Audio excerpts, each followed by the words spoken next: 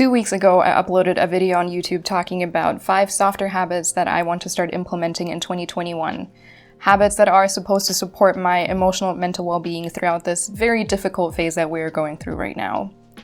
One of those 5 softer habits was finding more gratitude for yourself. So today I wanted to share a few of the ideas I had that we can use to implement this habit and help us on the journey to finding more gratitude and more self-love. The very first way that I always implement finding gratitude for myself is to have a monthly accomplishment success / gratitude list for myself. What I mean by that is that each month in my Notion folder, will have a list of things that I am very proud of that I achieved this month, or things that I had a lot of fun doing because I initiated doing them, or projects that I finished, or things that I'm just proud of myself for in general or grateful for in myself. And these lists are great because you can write down literally anything.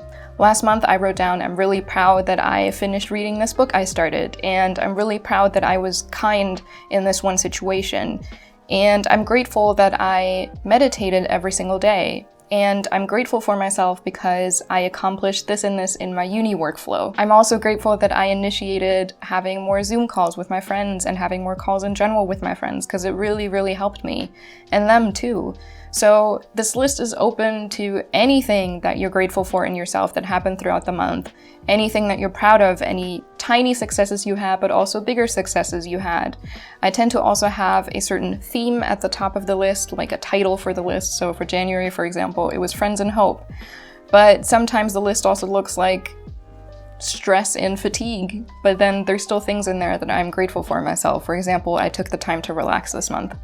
So the list is up to change, can be very much individualized, and anything can be in there. And I think it would make sense to review it at least once a year, if not twice a year, maybe at the 6-month mark and then at the end of the year.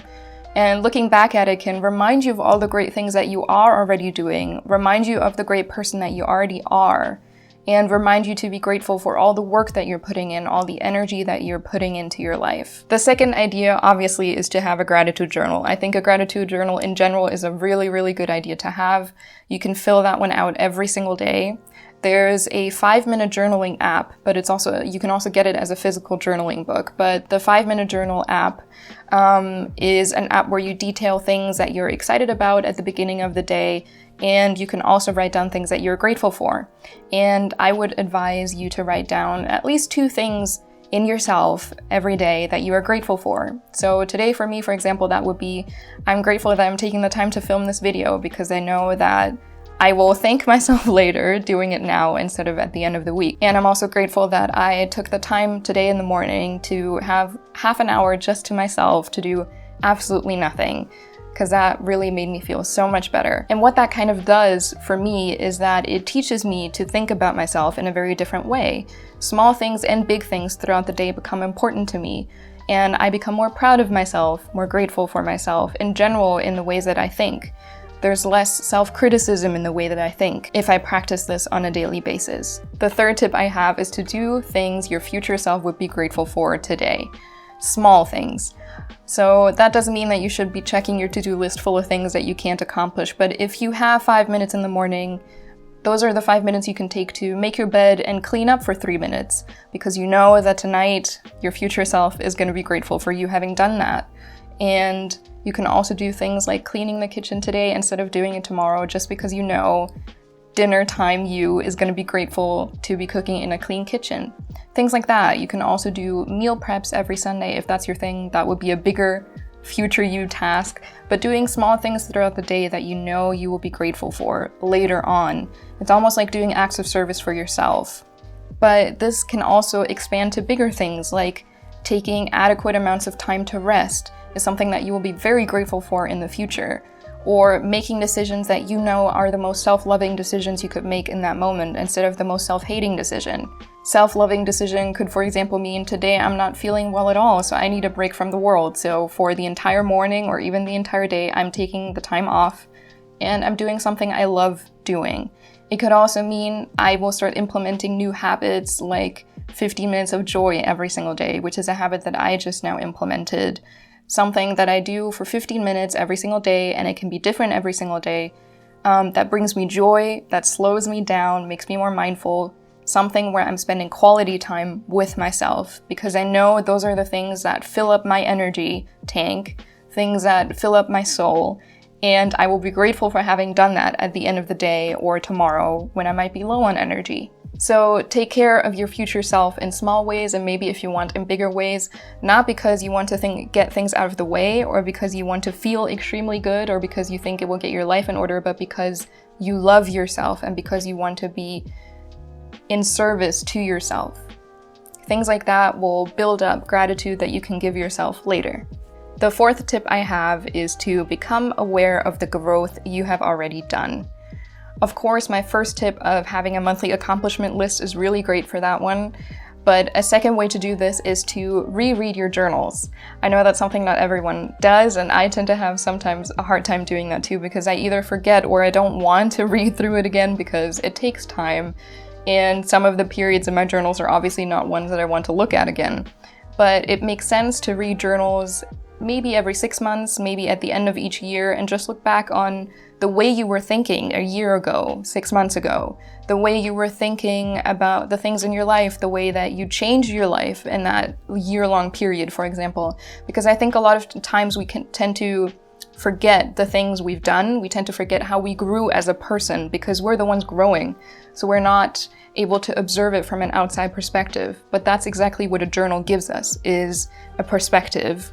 So what you can do is set a reminder on your phone every 6 months or every year, or just do it on the 31st of December if your New Year calendar runs like that, and just pick up an old journal and look through it. And becoming aware of this growth that has happened, because trust me, you are always growing, always expanding, always becoming a better version of yourself. Becoming aware of how you are becoming better is a wonderful feeling. And when you've read through that journal and you noticed, hey, those are the ways in which I've become better, those are the ways in which I have grown and evolved, that's a point at which you can reward yourself for doing that.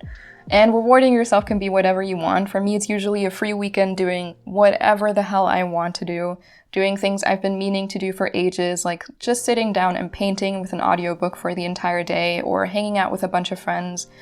Rewards can be rest and relaxation. Rewards can be something you wanted to buy for a really long time. Rewards can be taking a vacation somewhere, even if it's just for 2 days. Whatever a reward means for you and whatever is within your resources, that's something you should give yourself when you notice, hey, I'm doing well. And you most probably are doing well, much better than you think you are. And that's also something to be grateful for. The very last thing I wanted to talk about was to do your self-care routines or self-care habits and activities out of gratitude and love for yourself instead of trying to get away from yourself. This is something I've already addressed in the self-care video I've done a few weeks ago. I will link it up here or down below. But essentially, you can try to figure out, journal about it, meditate on it, whatever. If you are doing the specific self-care routine you have because you are trying to escape yourself or escape something, which is a totally valid reason, but it shouldn't be the only reason you're doing it or the reason that you are doing self-care out of the majority of the time. Because the majority of the time you should be doing self-care activities because you're grateful for yourself, because you want to treat yourself nicely, and because you want to love yourself. So when I'm doing a self-care routine and I, for example, sit down to stretch and meditate and then cook something nice for myself, let's say that that is my self-care routine for the day, I will try to actively tell myself, I am doing this, Elsa, because I am grateful for you and I want to treat you well and I want to be as loving as possible to you. So today I will take care of your body. Thank you, body, and I will stretch. Thank you, body, for supporting me, so I will cook you something nice that fuels you and nourishes you. That's kind of the thinking behind it. So if I can get my mindset to be one of gratitude and self-love when I am doing self-care rituals, that will also greatly enhance the gratitude I have for myself, and thus also the love I have for myself. I hope these tips will help you to find a little bit more gratitude for yourself. Let me know down below how you find more gratitude for yourself, how you find more love for yourself, what your rituals, what your habits are. And I would love to read through all of them and get to know some new tips that I can implement as well. Other than that, I hope you're doing well. I hope you're staying safe, and I'll see you very soon. Take care.